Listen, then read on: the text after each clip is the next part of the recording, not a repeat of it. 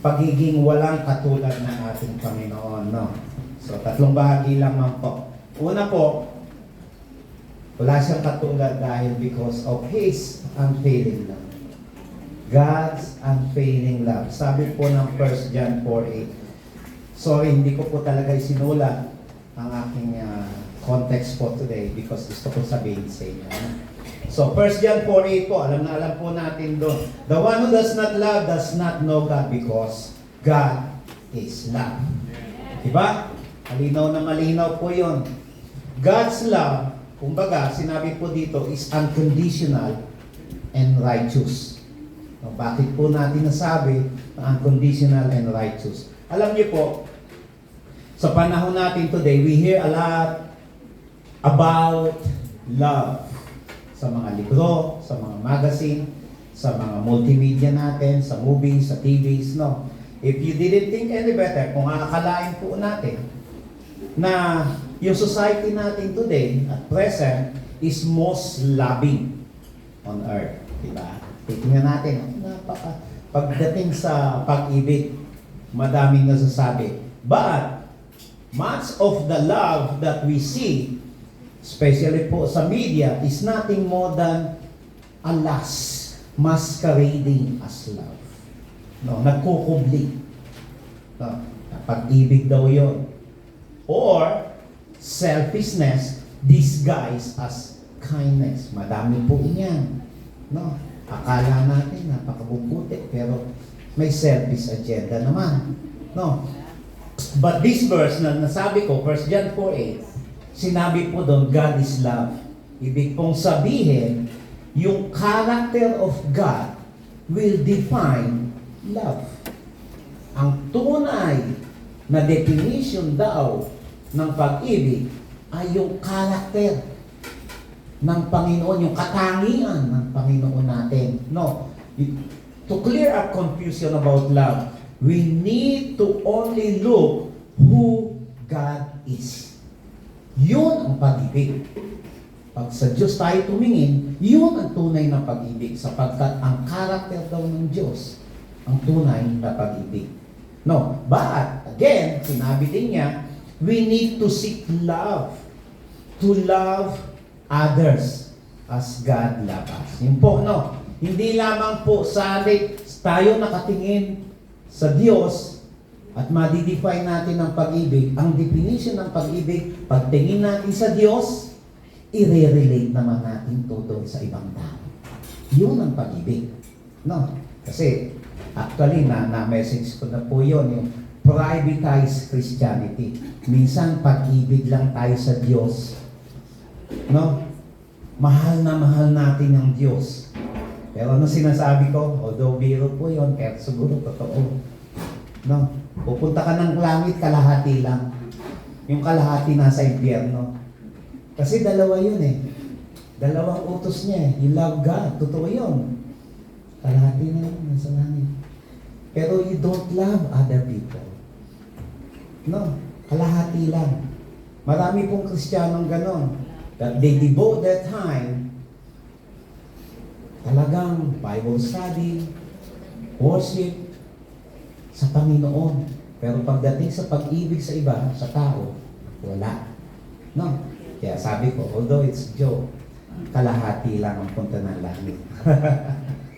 God's love is unconditional and unreciprocated. Ano pong ibig sabihin? Lalo na, Pastor, tagalogin mo. Definition ng unreciprocated is unanswered. Binigay niya yung pag-ibig niya, wala namang bumalik. No, ganun po. Ang pag-ibig ng Diyos, unconditional and unreciprocated. God demonstrate, bakit ko po nasabi yun? Romans 5:8, malinaw na malinaw yun. God demonstrate His own love toward us while we were yet sinners. Christ died for us. Hindi po nung tinanggap natin siya, hindi po nung naging Kristiyano tayo, siya ay namatay sa krus. Nung tayo makasalanan pa. No? So, unreciprocated, unconditional talaga. God loved us when we were sinners. Sabi po dito. No? When we had no righteousness and we couldn't and we did not love Him back. Ganon siya No, walang katulad talaga. Minahal niya tayo. Kahit wala tayong kakayahang mahalin siya, at hindi natin siya minahal, minahal pa rin niya tayo. God doesn't love us because we deserve it or because we love Him. God loves us because it's His nature. It is His nature to love. Yun ang tunay na definition ng love. No. Nature niya yun. Yung kanyang katauhan. Katauhan ay pag-ibig.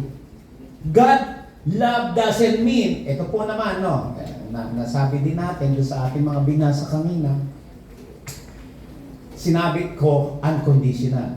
Okay? But it doesn't mean that God's love doesn't mean He winks on sin. Kumbaga, kinikindatan lang. No? Hindi po ibig sabihin, His love is unconditional, kikindatan lang niya yung mga kasalanan natin. No, though just as earthly father discipline as sinning children, sabi po ng Hebrew 12:6, those whom the Lord loves, He disciplines. He scourges every son. No, lalim no, He scourges daw. Sabi sa Tagalog, sapagkat pinarurusahan ng Panginoon ang kanyang iniibig. At hinahampas, pinapalo ang bawat tinatanggap na anak. No? Ibig kong sabihin, His love is unconditional. That's true. But it doesn't mean that He just winked on ating mga kasalanan. Hindi po niya kinikindatan lang yan. Hindi pinapansin yan. True love po daw does not indulge in unrighteousness. Okay? No, hindi po niya kinukonsinte yung pagiging unrighteous ng tao. It confronts unrighteousness. Okay? No. Pastor, Thanksgiving to. Sakit mo magsalita. No. So I'm just defining, what God's love is. This kind of tough love na sinasabi natin is not always fun. Hindi po admirable. It is, most of the time, it's not desirable. Diba? But it's for the best. Bakit po? Sinabi ng Hebrew then sa verse 11, all discipline for the moment seems not to be joyful, but sorrowful. Yet to those who have been trained by it, afterwards it yields the peaceful fruit of righteousness. Diba? No, hindi nga desirable. Masakit. Pero ang ending, nagiging maayos tayo. Diba? Ganun po ang Panginoon.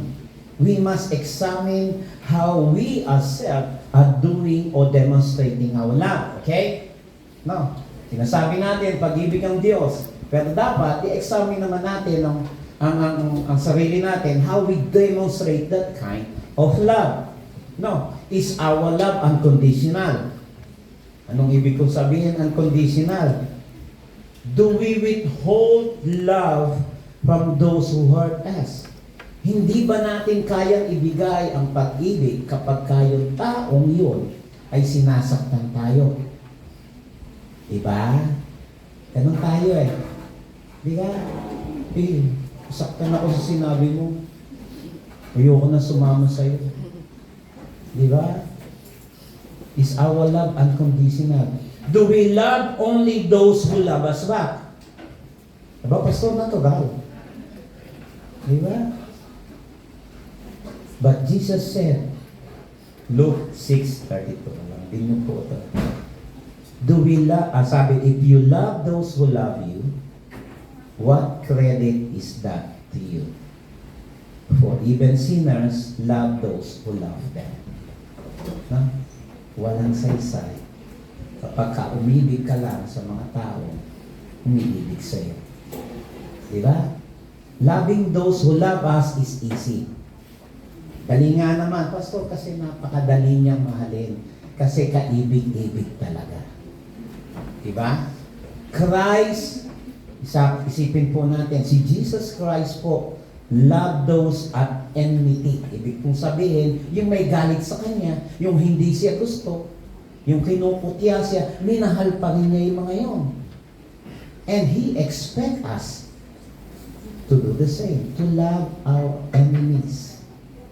No?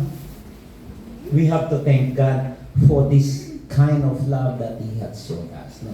Dapat po magpasalamat tayo kasi binigay niya ang pinakamagandang example how to love and what is love. No? Pangalawang, ibig sabihin, bakit wala siyang katulad? No? Bakit po? God is faithful to care for us. No? Faithful po siya, tapat po siya. Nasisiguraduhin niya, aalagaan kita, anak ng mga kawan. No? He is faithful to care for us. Deuteronomy 7:9, sabi po doon, know therefore that the Lord your God, He is God, the faithful God. No. God is completely faithful to do what He has promised. Okay? Faithful po siya sa kanyang mga pangako. Hindi po siya nagbabago. No. Alam niyo po, we live in a day of unfaithfulness. No. Masakit man sabihin, we live in a day of unfaithfulness. Mag-asawa, husband, or wife, are unfaithful to their marriage vows. Diba? Yan po ang totoo. Children po are often unfaithful to the principle that we taught them. Diba? Hindi po sila faithful sa mga tinuturo natin. Laging sumusuway. Parents, tayo po, are often unfaithful to meet the needs of our children. Diba? Madami po niyan, unfaithful na parents. And, kadalasan, tayo din po ay unfaithful to our God. Di ba? Only God is always faithful. No, hindi siya nagbabago. And ito po, katotohanan na ito ay often celebrated in the Scripture. Deuteronomy 7:9 na sinabi ko, know therefore that the Lord your God, He is God, the faithful God. And then sinabi din ng Psalm 36:5, Thy loving kindness, O Lord, extends to the heaven. Thy faithfulness reaches to the sky. Lamentation 3:23. Ay, lagi natin kinakanta, great is thy faithfulness. No? And let's look on several areas po on which God is faithful to us. Paano po na nasabi ni Pastor na faithful si God? First, He is faithful in taking care of us. Si Peter po, sinabi niya, 1 Peter 4:19, let those who suffer according to the will of God entrust their souls to the faithful Creator on doing what is right. Alam niyo po yung sinabing entrust dito? No? Ang tunay na pagkakasabi dyan ni Peter in Greek entrust ay sinabi po niya parakitemi. No? Napakagandang word. Ang ibig sabihin po niya, ito po yung mga term na ginagamit sa bangko. No? Yung bangko, yung pag sinabi pong entrust, you make a deposit for safekeeping. Nagdeposito ka dahil alam mo sigurado safe to. That's the word that Peter exactly used, entrust. Entrust your soul. To whom? To the faithful Creator. No, ibig pong sabihin, we are to give our lives. Ibigay natin ang buong buhay natin sa faithful Creator who is able to take care of us because He created us.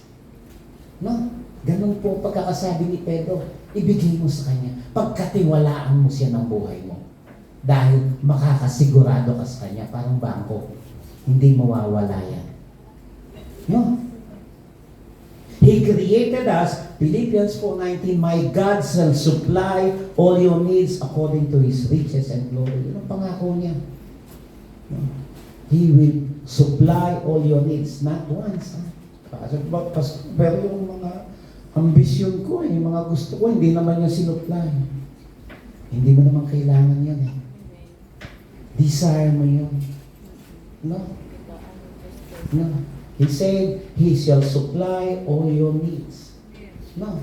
God is also, hindi lamang po siya faithful in supplying or taking care of us and supplying our needs. Alam niyo po ba, God is faithful in helping us resist temptation. No. Kung maganda, bang iniiwas din niya tayo na tayo magkasala. Tinutulungan niya tayo, no? Sabi po ng 1 Corinthians 10:13, no temptation has overtaken you, but such as is common to man. And God is faithful. Yan na naman yung salitang yun, no? Who will not allow you to be tempted beyond what you are able. But with the temptation, ito pang maganda, will provide the way to escape. No? Hindi lamang tutulungan ka niya, pag na-tempt ka, bibigyan ka pa ng daan niya para makaiwas. No? Alam niyo po, walang legitimate believer na magsasabi na makiklaim that he was overwhelmed by temptation. Hindi ko nakayanan ng temptation, Pastor. Mahina lamang ako. No legitimate believer can claim that he was overwhelmed by temptation. Sinasabi natin, alam mo, Pastor, because the devil made me do it. Diba?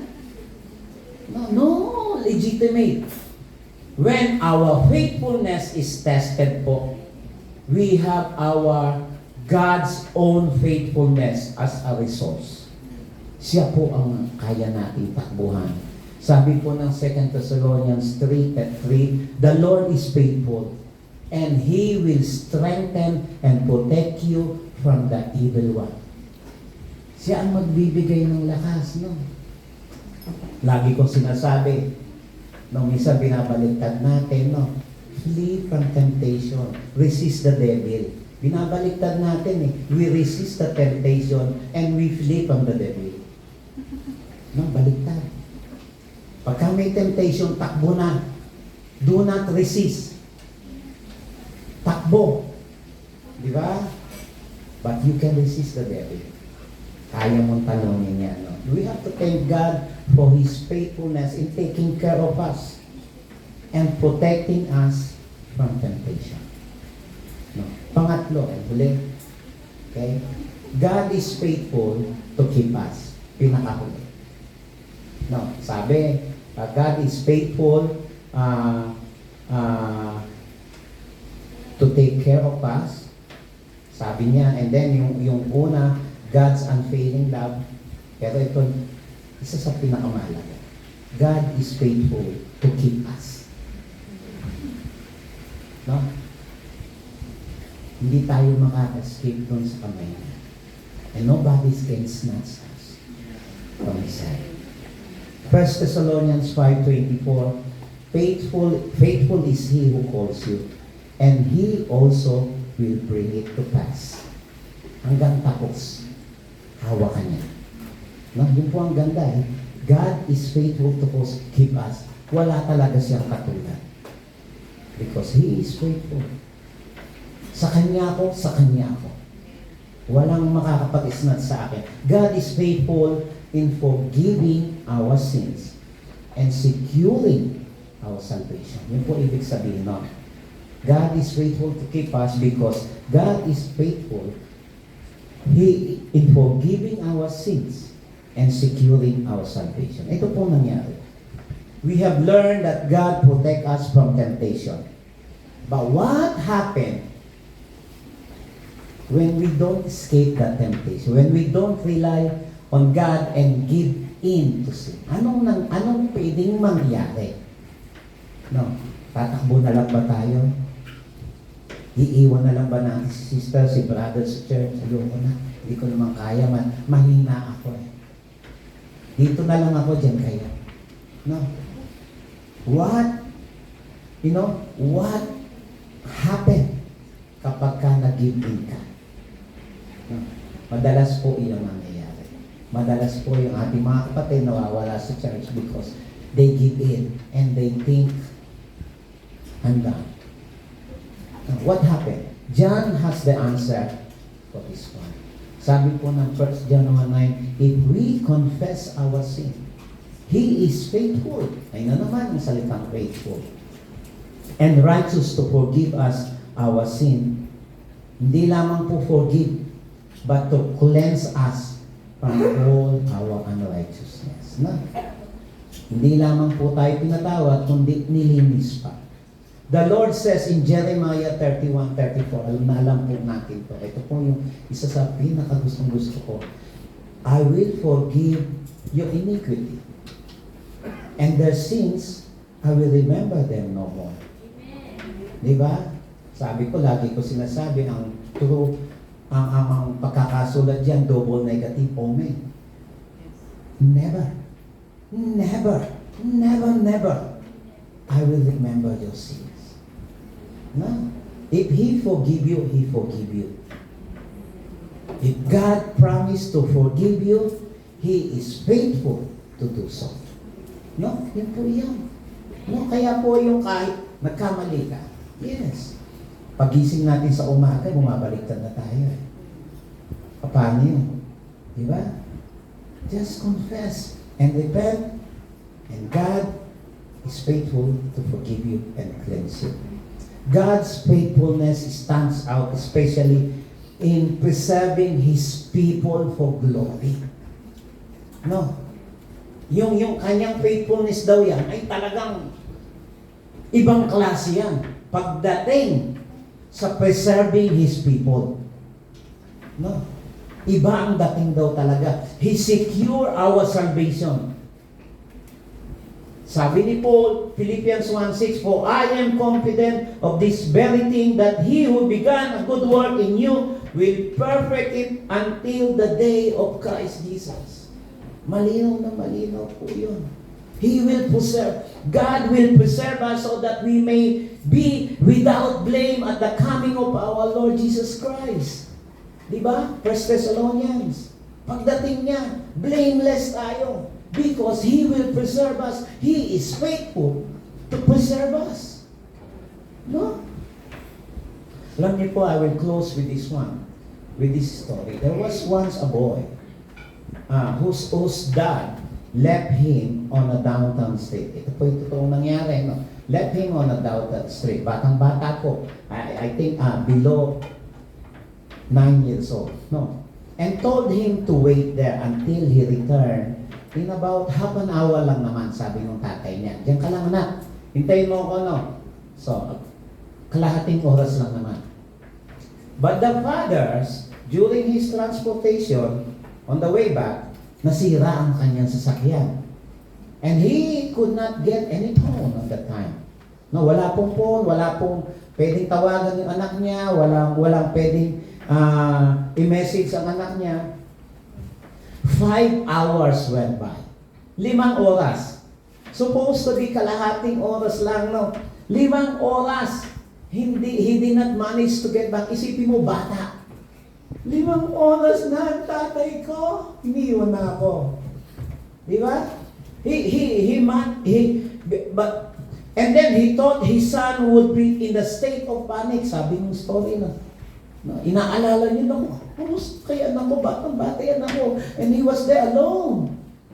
30 minutes lang ang pangako ko, but now it's 5 hours. But when the father returned after more than 5 hours, the boy was standing in front of the corner daw. Doon sa tindahan, looking at the window at relax na relax. Naglaro lang, tampisaw lang daw. No? Doon lang. Hindi, wala daw panic yung bata. And the father immediately threw his arm around him and apologized. Sabi niya, anak, I'm sorry. Are you worried, anak? Nangamba ka ba? And nangamba ka ba? Did you think that I'm not coming back? No, kasi 5 oras nga naman. Ay, batang-bata. Nalala mo yun, no? And the boy replied like this, no, Dad, I knew you were coming back. You said you would. No? God is always faithful to His promise. The father in that story was unable to keep his promise because of the circumstances out of His control. Nasira ang kanyang sasakyan. But God, this God that I know, the living God that I know, is able to overcome any circumstances to keep His promise. Di ba? With a simple faith like that boy, we can always say, I know God, you would do it. Because you said you would. Di ba? No? We have to ask God for that kind of simple faith to trust in whatever the situation sa buhay po natin. Wala pong katulad ang ating Diyos. He is faithful from beginning. Wala nang end. Wala nang beginning. Ganun po ang Diyos nating buhay. Kaya dapat po tayong laging magpasalamat. Because pinangako niya, I will take care of you. I will supply all your needs. Hindi lamang I will take care of you. I will make sure that you will overcome temptation. I will make sure that nobody will snatch you out of my hand. I will make sure na pagdating ko, magkakasama tayo, magkahari tayong magkakasama ng walang hanggan. No? Salamat po again sa inyong pagdalo sa aming Thanksgiving. Hindi pa po tayo tapos. May mga program pa po tayo. But before I close, let me just say a prayer for you. Okay? Let's bow our head. Lord, marami pong salamat sa umagang ito. Sometimes circumstances dictate for us to be worried, to be asking question, Panginoon, sa katapatan mo, Panginoon. But the fact is, you have been faithful from beginning until we see Jesus Christ, Panginoon. Yan po ang pinangahawakan namin. Pinangako mo that you will take care of us, that you will supply all our needs, Panginoon. Pinangako mo that nobody can snatch us out of your hand, Panginoon. Yun po ang pangahawakan namin. Ang Diyos namin ay buhay at walang katulad, Panginoon. Kami po ay lubos na magpapasalamat, Panginoon. Kaya nasabi ko that our circumstances may dictate not to give thanks. Pero Panginoon, kami po ay magpapasalamat ng walang hanggan. Kami po ay magpapasalamat ng mula sa ikibutura ng aming puso, Panginoon. From the bottom of our heart, we would like to thank you for taking care of us, not only us, but taking care of our family, Panginoon. Salamat po. Dumaan ang mga taon, dumaan ang mga pandemic na handito pa rin kami, Panginoon. Patuloy na iniingatan mo, patuloy na may kalakasan, Panginoon. Yan po ay katunayan ng aking mga worship team dito. Ang aking mga worship team po, Panginoon, from day one, kasama ko na po sila. Although some of them, kasama mo na, Panginoon, ngayon. Panginoon, ako'y nagpapasalamat sapagkat naging tapat ang iyong mga lingkod dito, Panginoon. Tapat ka sa amin, Panginoon. Maraming salamat po sa katapatan mo. Great is your faithfulness, Panginoon. Salamat, Panginoon.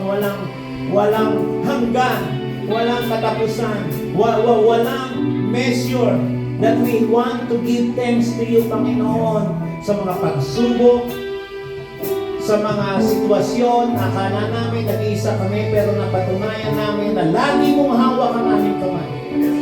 That you are always with us and never leave us, Panginoon. Maraming salamat po. Sabi nga ni David, saan ang patutungo ng hindi ka kasama, Panginoon? Maraming salamat, Panginoon. Lagi ka namin kasama. At higit sa lahat, Panginoon, kami nagpapasalamat sapagkat wala kang katulad. There is none like you, Panginoon. Salamat sa pangako mo. Salamat sa katapatan mo, Panginoon. Ang pinakamataas na pagsamba, ang pinakamataas na papuri ay sa iyo lamang, Panginoon. Sa matamis na pangalan ng aming pinakamamahal na Panginoon si Jesus, tayo po ay